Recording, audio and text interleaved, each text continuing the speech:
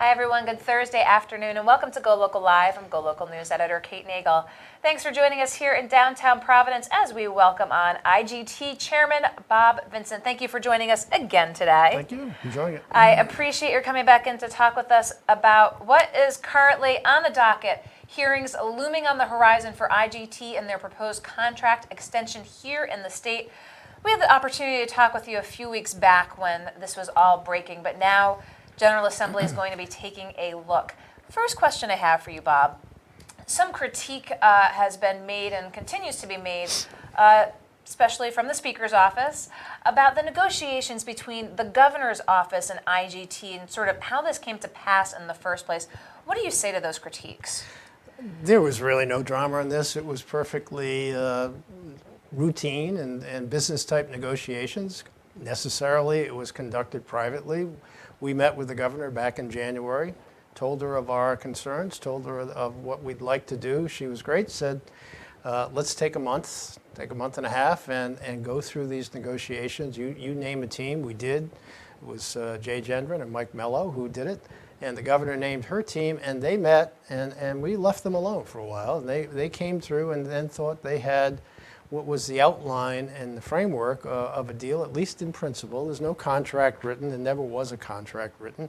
It's simply, what was enough for us to say as a company, we could agree to this term sheet that we jointly developed. We brought it to the Speaker of the House. The Speaker looked at it. He made some improvements on it that he thought were necessary to get his members to support it. Okay. And we were open to his suggestions and discussions.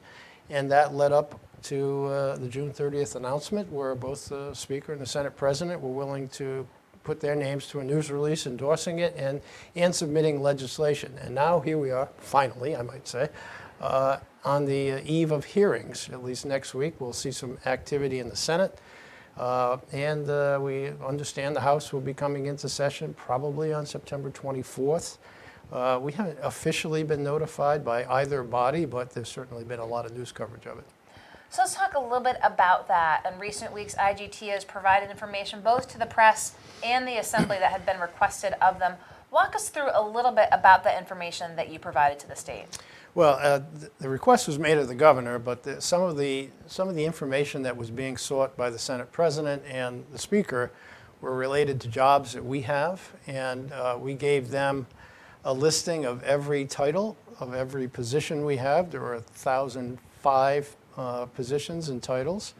And we grouped them into collections of types of employees, finance, marketing, technology, call center, people who work in service part of the group.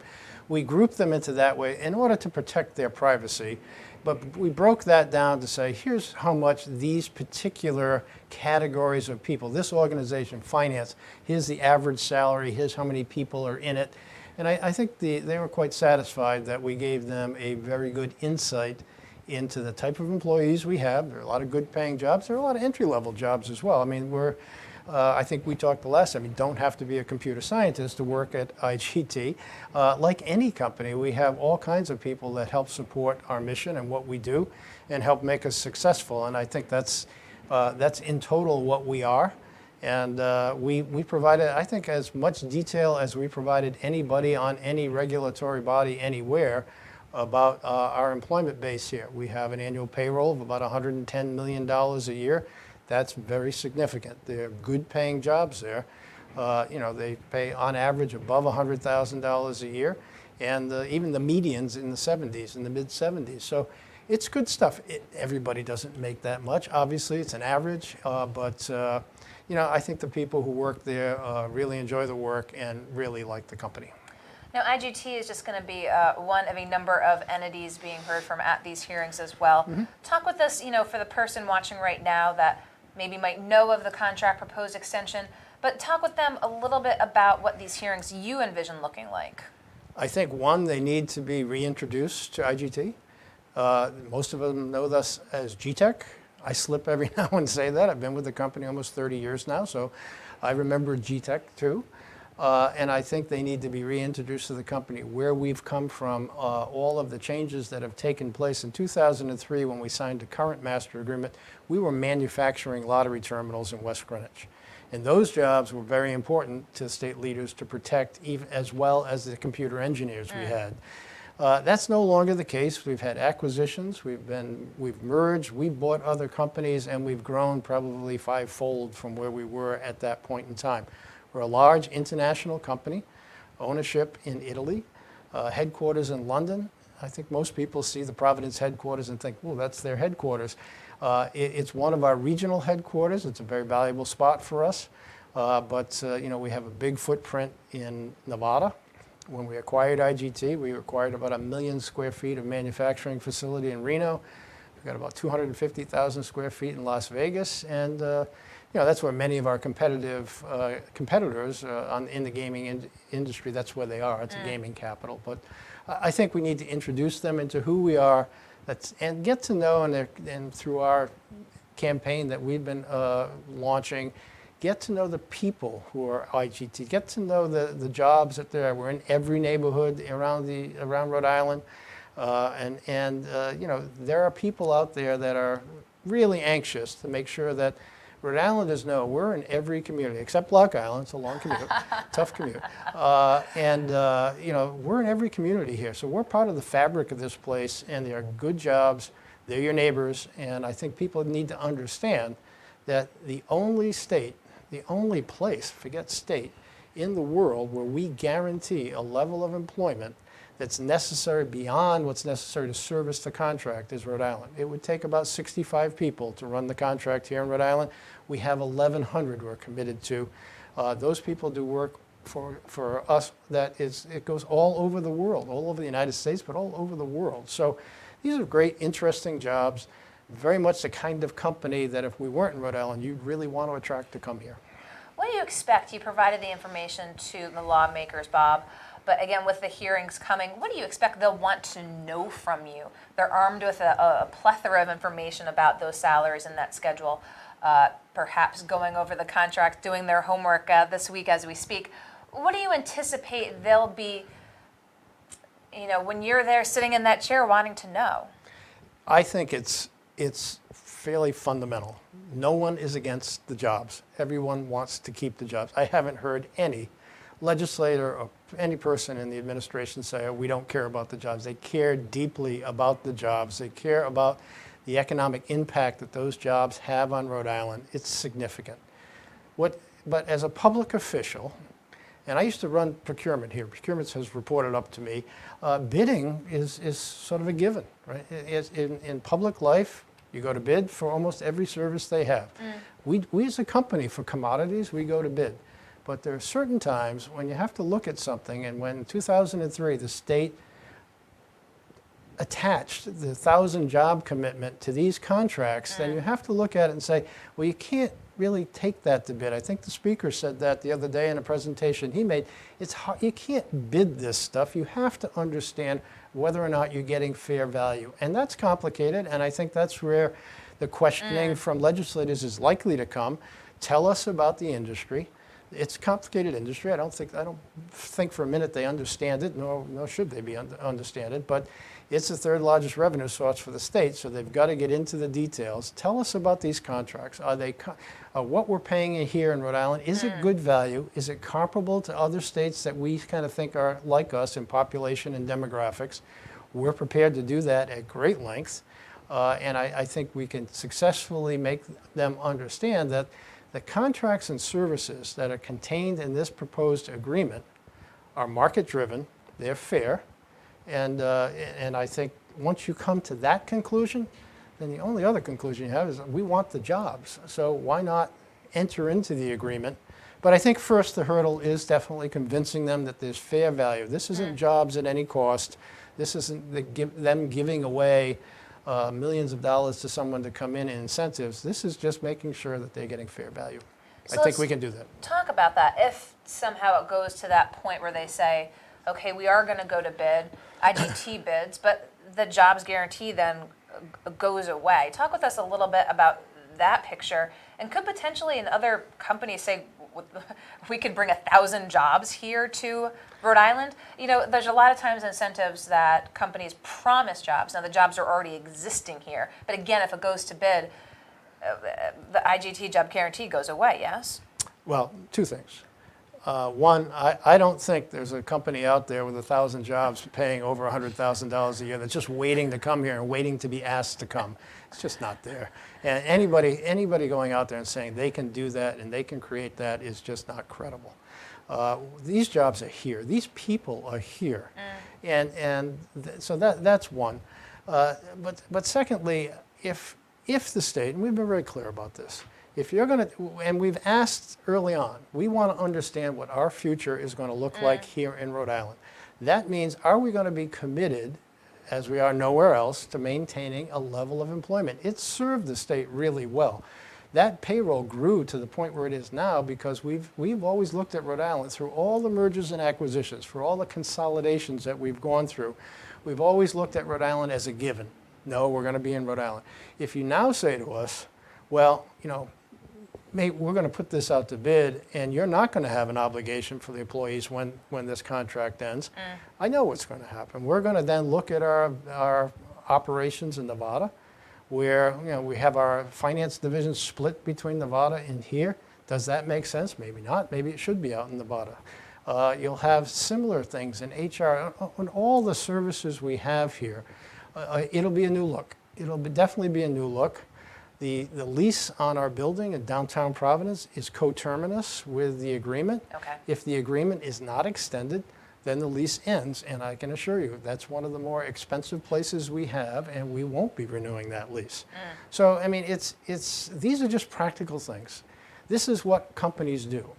Companies look to do this as efficiently as they can, and I think we have great people here in Rhode Island, but they are subject to the same pressures. Outsourcing, there's major outsourcing companies here now in Providence that are working for CVS, working for Hasbro, working for Citizens Bank, and we have outsourcing that goes on too. From our point of view, once we had commitments here in Rhode Island, you're not going to go and outsource positions that you might normally have done so. So there are many different factors, but I think if they decide to put it to bid, we will likely win. That's just true. If you look at the history and our history in the industry, we've won most of the major bids that have come out recently over the last 3 or 4 years. We'll likely win it, but we'll only need 65 people to be here in Rhode Island, and everybody else will have to assess as to whether it makes sense to be here or not. I would predict for you that it would be a rapid decline in our population here.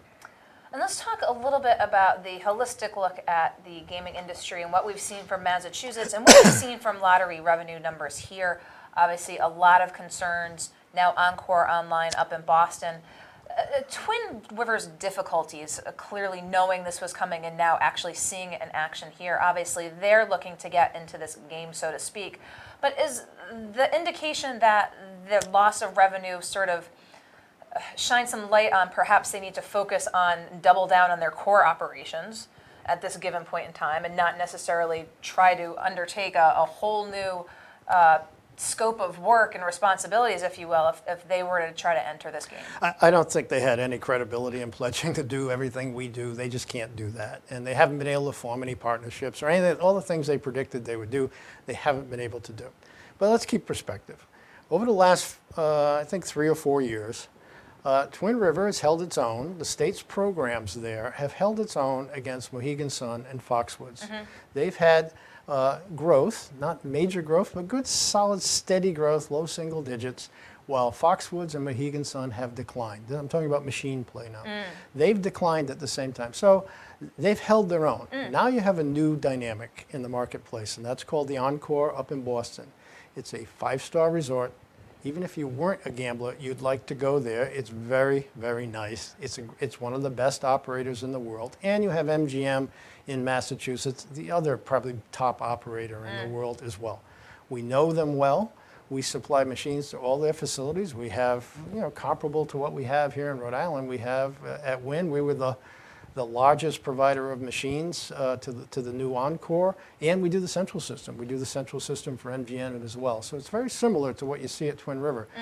The problem for Twin River is that people are going to go up because Encore is spending a great deal on free play to create trial. They want people to come and see the place. That's normal with a new facility. You can't sustain that that's not a sustainable business model. That's something they do for a period of time. So are people going to come back? Sure, they're going to come back. Twin River is a day, it's a quick visit facility. It's a convenience gambling, and it's different than the resort destination that's up at Encore. Encore is expensive. You have the Boston traffic and all that. I think that what's the difficulty now is that people coming back to Twin River will look at it with a different set of expectations. They've been up to a 5-star resort that's treated them like king, and they're going back to Twin River, which treats people really nicely.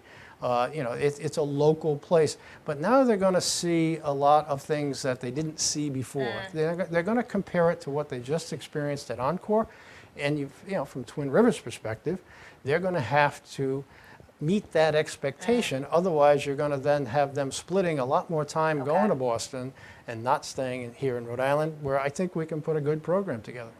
Let's talk a little bit about a critique that's been out there in recent weeks too, Bob, and that is what is being called the underperformance of machines on the floor of Twin River. Now, IGT vendors, there's 78% of IGT, as vendors supply those machines on the floor. Talk with folks. What does that underperforming mean? And let's put it in a broader context. IGT also has a sizable footprints in Connecticut, up at Encore. What's going on at Twin River? It's no different than what's going on in any casino in the United States. Every casino uses some form of an efficiency rating, meaning, are you meeting the floor average? Okay. We've had really good success with that since the VLT program began here in Rhode Island. We've had one instance, and it was only because we acquired IGT and got a lot of machines in that process that weren't performing, that we reduced our footprint. Excuse me. And that it's not unusual for certain machines over time. It's not that they're old machines or they're crummy old machines, and the way people are describing them is quite unfair. It's simply that certain games are popular for a while and then they go out of popularity and they need to get replaced. So when the efficiency study was done in March, we recognized that some of the machines weren't going to be there, and we're going to be asked to take them off the floor. I think realistically, back in March and April, we were negotiating a deal where we were going to replace 25% of the floor once that agreement was signed. So there was absolutely a plan to address that, but even with that, we looked at that efficiency rating and ordered a bunch of new machines to be deployed here in Twin River, and we're doing that now. There's about 270 machines I think we're deploying. And keep in mind, people think, oh, there's 85 or 78 or whatever figure you use of IGT machines on the floor. That's not accurate. Of the machines on the floor that we supply that are manufactured by IGT, we have 37% of the floor. Okay. We bring in other top performers that we acquire their machines and put them out there. There are certain companies that are very good that don't want to supply a small amount of machines and have all the obligation of doing that. They sell them to us. We take the performance risk. There's no bid involved in that. It's set by law. You get 7% of the revenues that are left over in the machine after they pay out prizes. And we supply some of the other top games in the country to Twin River so that there is a good diversity, a good mixture of games there, and people who go there, they find their game. And it's not, and this notion that there's IGT cannot support 80% of a floor. And I'd say that. I mean, we need to have other suppliers and other vendors, and we do. We go out and seek some of the best of them. So when you look at the floor at Twin River of the gaming machines, it will look very similar, and it resembles very closely what you see at Encore, at Mohegan Sun, at Foxwoods. The percentage of IGT machines is pretty consistent, and you'll see the other vendors there as well. It just so happens we supply them in this market rather than them supplying them themselves. And you mentioned as well, again, addressing the issue, those 270 new machines. You did tell us earlier, again, the time it takes to reflect this, what's obviously being reported to the state. So talk about the underperforming, I mean, what's that, 6 month lag, if you will? Like, were they? And normally, I mean, it's pretty Okay. much an industry standard. It kind of takes you 6 months to get a machine. You order a machine, it has to be built, it has to be tested, and all of that. There's usually, if a customer comes to IGT and says, I want to buy a machine, we usually quote them a 6 to 9 month lead time before that machine is going to be deployed on the floor. Okay. So we reacted to the March efficiency study. All the suppliers to Twin River knew what was in the study. It was shared. And we simply reacted to it. And so when you remove 360 of the low performing machines who are not in some of the most advantageous spots on the floor, and you add our 270 into the mix of those remaining, I think not only you're going to meet the 100% efficiency, you're going to exceed it pretty well. So let's, as we wrap up here, Bob, talk about the operations here again, those close to 1,100 jobs here in Rhode Island. Everyone, we talk about this, as you said, sometimes slip back into the G-Tech vernacular, thinking of it as a tech company. But as you alluded to, breaking down those job numbers and the salaries, it really is one of the biggest law firms. It's also one of the biggest Clearly, yeah. accounting firms. The jobs that are contained within IGT here. Why, has this been a kind of a top secret for so long? And what do you think folks should know? We're not a consumer product company. We don't go out. We are very much involved in the community, and we are a sponsor of a lot of philanthropic activities here. I myself have been involved with Hasbro Children's Hospital for a number of years. I'm on the foundation board there. Therein lies the visibility. And we supply, things like the Providence Community Library System. When they needed computers when they first opened up, we supplied the computers. We've done fundraising for them. So when you look at the community, when you look at the After School Advantage program, the computer labs we've created throughout the state, we've done a great deal here. We've been a sponsor of Waterfire. We've done all the Trinity Square, PPAC, all of that. We've done it. Do we go off there seeking credit for it? No, but I think our employees know that we do it. And those are the people we've been trying to impress the most when they get involved in the community. We also support them. So if they come to us and say, I'm the manager of the Little League and I put in so many hours, I said, fine, we'll give you a $250 for DUA grant. If people get into the hierarchy of some organizations, we're very cognizant of respecting that and supporting them as they get involved. So we have a very big footprint here in Rhode Island, in the community, in the philanthropic area as well. We just haven't sought to tell everybody about it. We're not trying to sell widgets here. We do have a really good organization that takes care of that. And I think, our employees appreciate it. And they've been the target of who we wanted to know about it, frankly. So, big question. Are you running in the downtown 5K? I am, yeah. I've been running every day. I have run in the downtown 5K since the first one. Wow. I missed a couple of years because I was relocated out of state and didn't make it. And back when they used to have it in October and November, you got a long sleeve T-shirt and it was warm. Now, I hope you have short sleeve ones. Yeah, IGT is the principal sponsor of the downtown 5K. We used to be along with CVS, and now CVS has moved on to other things. They're a great company, do a lot of good stuff in the community, but we've taken on the lead sponsorship of that. We're going to have close to 200 runners from IGT going, and we're thrilled about it. Okay, so sub 18 5K? Is that what we're looking at, Bob? Okay, we're not no pressure now, no pressure. Maybe on the first downtown 5K I ran. Now I'm happy to finish. Well, appreciate your taking the time to come in again with the hearing scheduled in the Senate next week and the potential for hearings in the House to give viewers a little bit more of an overview of what's taking place at the Assembly. Again, the proposed contract extension by IGT. And I think we've pretty much run the gamut of issues that are salient as we head into next week. So Bob Vincent, Chair of IGT, thank you for coming on the show today. Thank you, it's a pleasure. And thank you for watching. We'll be back with more live in just a short order here. So when you see us pop up again, watch us on GoLocal. And then we'll be back for more. I'm GoLocal News Editor Kate Nagel.